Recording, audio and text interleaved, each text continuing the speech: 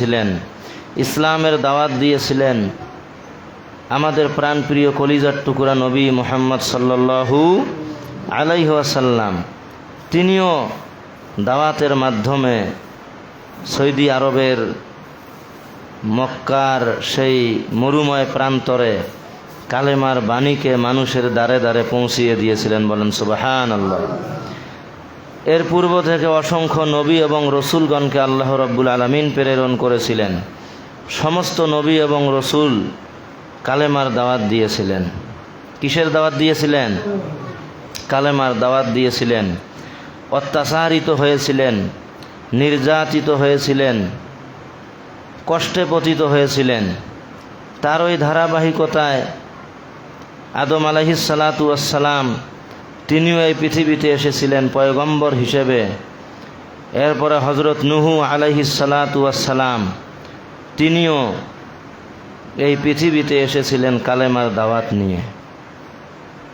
হযরত নূহ আলাইহিস সালাতু ওয়াস সালামের কথা আপনারা অনেকেই শুনেছেন।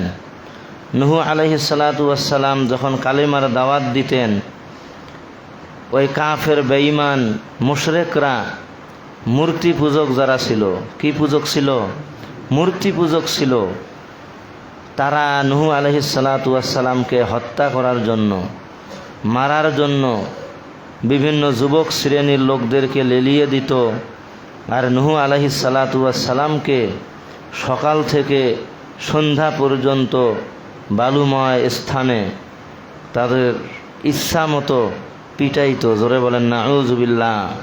পিটনি খাইতে খাইতে যখন ক্লান্ত হয়ে পড়েছিলেন, একদম বেহুশ অবস্থায় পড়েছিলেন, ওই কাফের বেঈমানরা যুবকরা মনে করত যে নূহ আলাইহিস সালাতু ওয়াস সালাম ইন্তেকাল করেছে, মারা গেছে।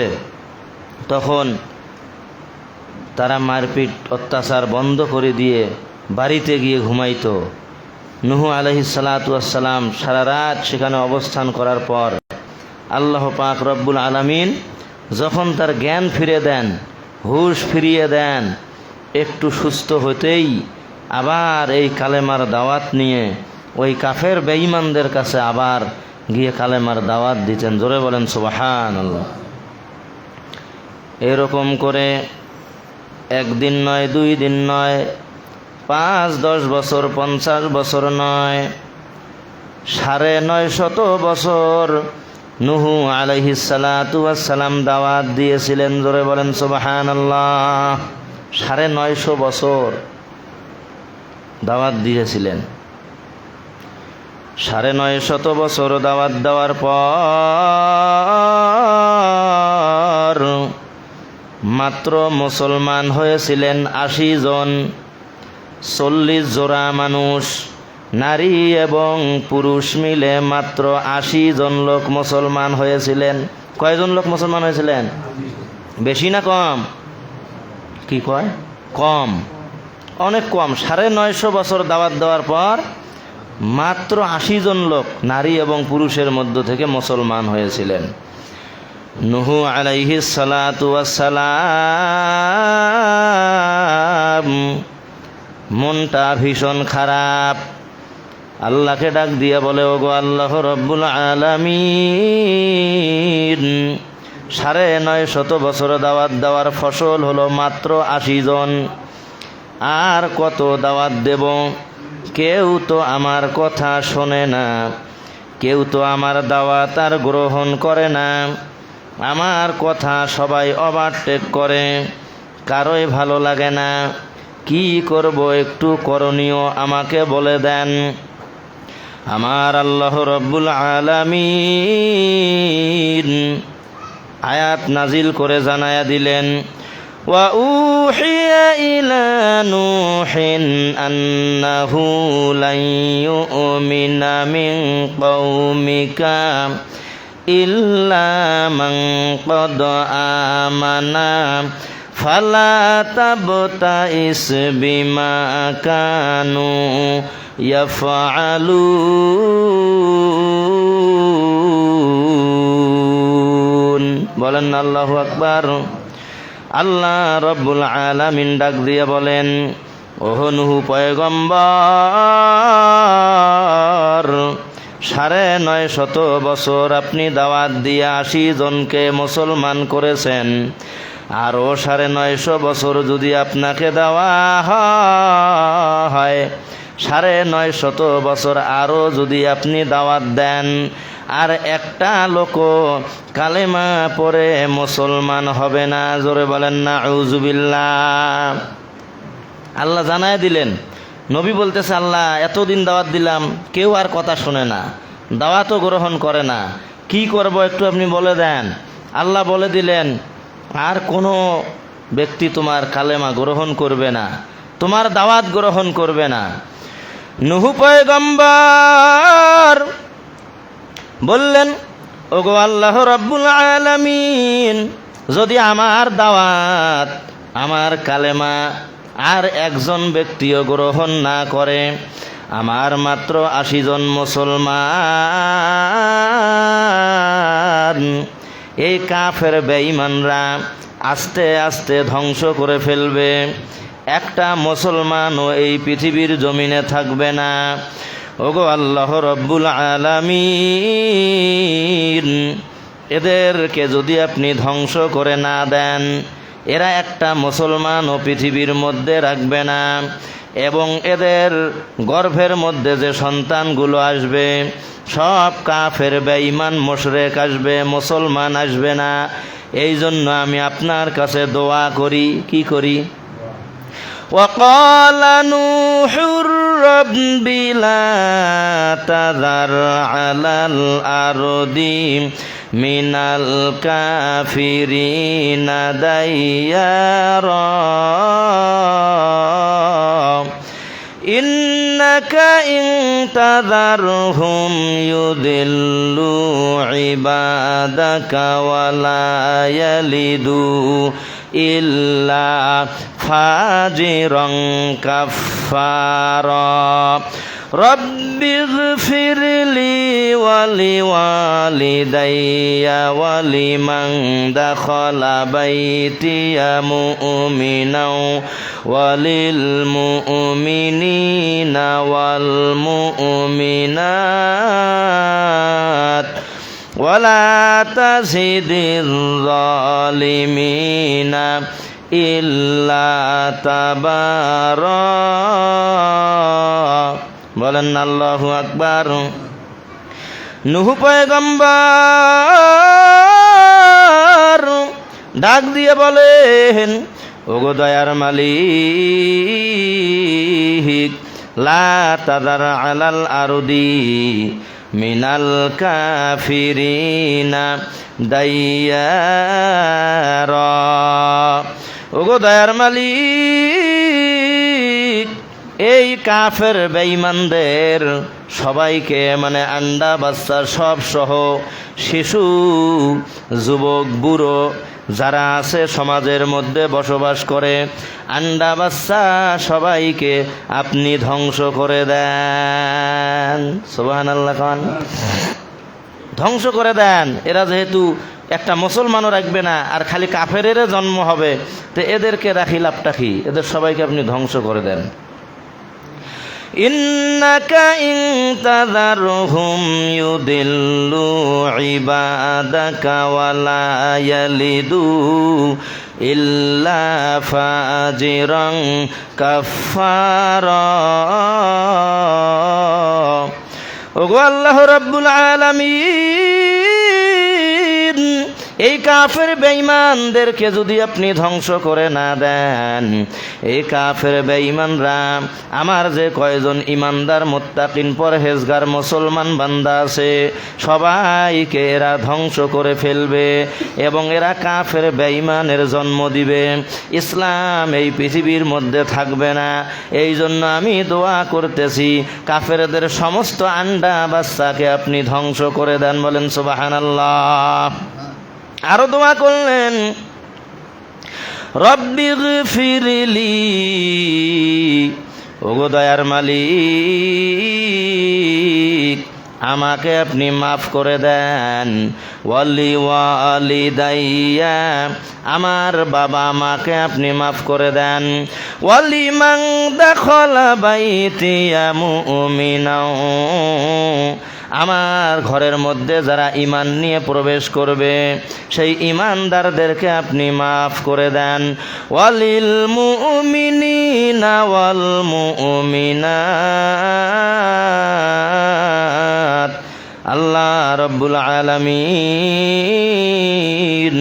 যারা ঈমানদার নারী এবং পুরুষ রয়েছে সমস্ত নারী পুরুষ ঈমানদারদেরকে আপনি মাফ করে দেন। জোরে বলেন সুবহানাল্লাহ। ওয়ালা তাজিদির যালিমিনা ইল্লা তাবারা, আর কাফের বেঈমানদের ধ্বংস ছাড়া ক্ষতি ছাড়া আপনি কিছুই বৃদ্ধি করবেন না। মানে কাফেরদেরকে আপনি ধ্বংস করে দেন, বেঈমান সবাইকে ধ্বংস করে দেন। আমরা যে কয়জন মুসলমান আছি আল্লাহ এদেরকে হেফাজত করেন। ইমানদার মুত্তাকিন পরহেজগার যে কয়জন বান্দা আছে তাদেরকে আপনি মাফ করে দেন। নূহ আলাইহিস সালাতু ওয়াস সালাম যখন আল্লাহর কাছে দোয়া করলেন, আমার আল্লাহ রাব্বুল আলামিন বললেন, ওহ নূহ পয়গম্বর, তোমার দোয়া কবুল। সুবহানাল্লাহ খান, তোমার দোয়া কবুল। আর কাফের বেঈমানরাই পৃথিবীর জমিনে থাকতে পারবে না। আয় আল্লাহ রাব্বুল আলামিন সেটা কিভাবে থাকতে পারবে না? আল্লাহ ডাক দিয়ে বললেন, ওয়াসনাইল ফুলকা বিআয়ুনিনা ওয়া ওয়াহাইনা ওয়ালা তুখাতিবনি ফিল্লাযীনা যালামু ইন্নাহুম মুগরাকুন। বলেন আল্লাহু আকবার। আল্লাহ রাব্বুল আলামিন ডাক দিয়ে বলেন, ও নূহ পয়গম্বর, কিভাবে ধ্বংস হবে আমি আপনাকে বলতেছি। আপনি আগে একটা বিশাল বড় নৌকা নির্মাণ করেন। বলেন সুবহানাল্লাহ। ওয়ালা তুখাতিবনি, আর আমি আল্লাহ রাব্বুল আলামিন এই সম্প্রদায়কে ধ্বংস করে দিব, আপনি আমাকে কিছু বলতে পারবেন না। আয় আল্লাহ, সবাই তো ধ্বংস হয়, এখন একটু বাঁচান, এগুলো কথা বলতে পারবেন না। ইন্নাহুম মুগরাকুন, আমি এদেরকে বন্যার পানিতে ডুবায়া ডুবায়া মারব। বলেন সুবহানাল্লাহ। নূহ পয়গম্বর নৌকা তৈরির জন্য যত সরঞ্জাম আদি প্রয়োজন সব কিছু প্রস্তুত করলেন।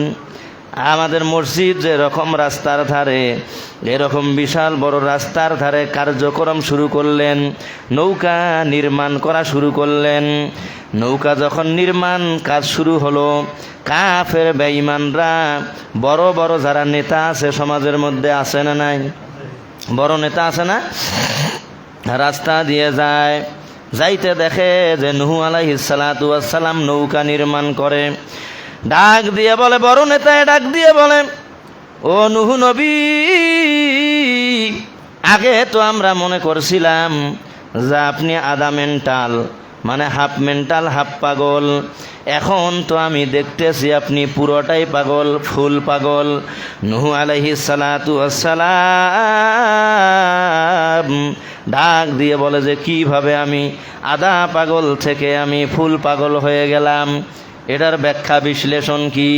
ওই কাফের বেঈমান বড় নেতা ডাক দিয়ে বলে, আপনি এই জন্য পাগল,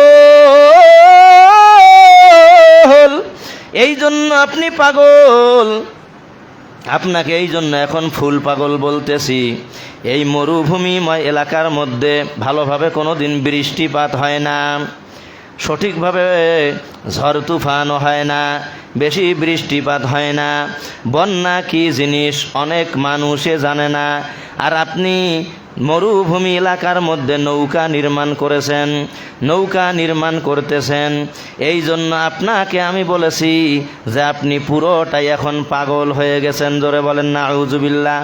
কোনোদিন তো বন্যা কেউ দেখে নাই, বৃষ্টি ভালোভাবে হওয়া দেখে নাই, এখানে আবার কেমনে বন্যা হবে, কিভাবে আমরা ডুবি মরব, আপনি নৌকা নির্মাণ করতেছেন। এগুলো তো পাগলের কাজ ছাড়া কোনো কিছুর কাজ নয়। হাসি তামসা করে, ঠাট্টা করে কাফের বেঈমানরা যতদিন পর্যন্ত নৌকার কাজ চলেছে ততদিন পর্যন্ত রাস্তাঘাটে চলতে ফিরে হাসি তামসা করেছে। আমার আল্লাহ রব্বুল আলামিন ডাক দিয়ে বলেন, ওয়ায়াসনাউল ফুলকা ওয়া কুল্লামা মাররা আলাইহি মালাউম মিন কওমিহি সাখিরু মিন। সুবহানাল্লাহ। কোন আমার নূহ পয়গম্বর ডাক দিয়ে বলেন, তোমরা আমাদেরকে যেভাবে হাসি তামসা ঠাট্টা বিদ্রুপ করতেছো, কামা তাসখরুন, এমন একটা দিন আসবে, ওই দিন আমি নূহ নবী এবং আমার যে কয়জন মুসলমান তারা মিলে তোমাদেরকে আমরা হাসি ঠাট্টা করব। বলেন সুবহানাল্লাহ। ওনারা যেরকম হাসি তামসা করে, ঠাট্টা বিদ্রুপ করে, নূহ আলাইহিস সালাতু ওয়াস সালাম বললেন আমরাও তোমাদেরকে কি করব, একদিন হাসি তামসা করব, তোমাদেরকে নিয়ে ঠাট্টা বিদ্রুপ করব। এরকম কথা চলতে লাগলো। নৌকা যখন পুরোটাই নির্মাণ হয়ে গেল, নৌকা নির্মাণ হওয়ার পর ওই কাফের নেতারা বসলো। নৌকা কয়েকদিন হলো পূর্ণাঙ্গ হয়েছে, নির্মাণ হয়েছে, কই বৃষ্টির কোনো খোঁজ খবর নাই, বন্যারও কোনো খোঁজ খবর নাই। প্রধান নেতাগণ বসে বসে পরামর্শ করলো নৌকাটা কি করা যায়। এক একজন এক এক রকম পরামর্শ দিল। তবে পরামর্শের মধ্যে প্রধান যেটা গুরুত্ব পেল যে সবাই প্রতিদিন যখন যার পায়খানা বাহির হবে তারা সবাই ওই নৌকার মধ্যে গিয়ে পায়খানা করে আসবেন। জোরে বলেন না আউযুবিল্লাহ। যেই কথা সেই কাজ, নৌকার মধ্যে পায়খানা শুরু হয়ে গেল। প্রতিদিন অসংখ্য লোক পায়খানা শুরু করে দিল। আজকে 10 জন, পরের দিন 20 জন, এরকম করতে করতে পায়খানা করার সংখ্যা বেশি হয়ে গেল। এলাকার মধ্যে যখন নৌকা ভরাবে পায়খানা দিয়ে, এরকম যখন ষড়যন্ত্র শুরু করলো, আমার আল্লাহ রব্বুল আলামিন ওই সমাজের লোকদের মধ্যে কুষ্ঠ ব্যাধি ধরায় দিলেন, কুষ্ঠ রোগ ধরায় দিলেন। যখন কুষ্ঠ রোগের ঔষধ খায় আরও অসুখ বেশি হয়, কারো অসুখ আর কমে না, জ্বালা যন্ত্রণা বেশি হয়, শরীরের মধ্যে ক্ষত বেশি হয়, গোস্ত পর্যন্ত খসে খসে যায়। রোগ এই দিকে বাড়তে থাকলো, এই দিকে নৌকার মধ্যে পায়খানা করার লোকও বেশি বাড়তে থাকলো।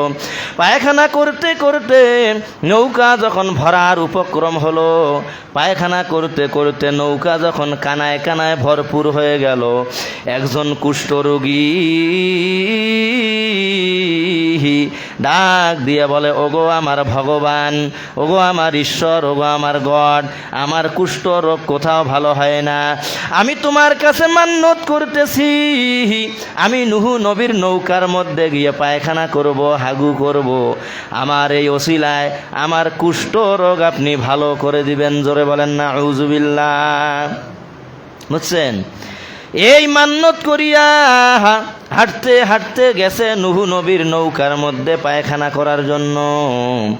গিয়ে দেখে যে নৌকা কানায় কানায় পরিপূর্ণ, কোনো রকম কান্টার মধ্যে বসে হাগু করছে। হাগু করার পর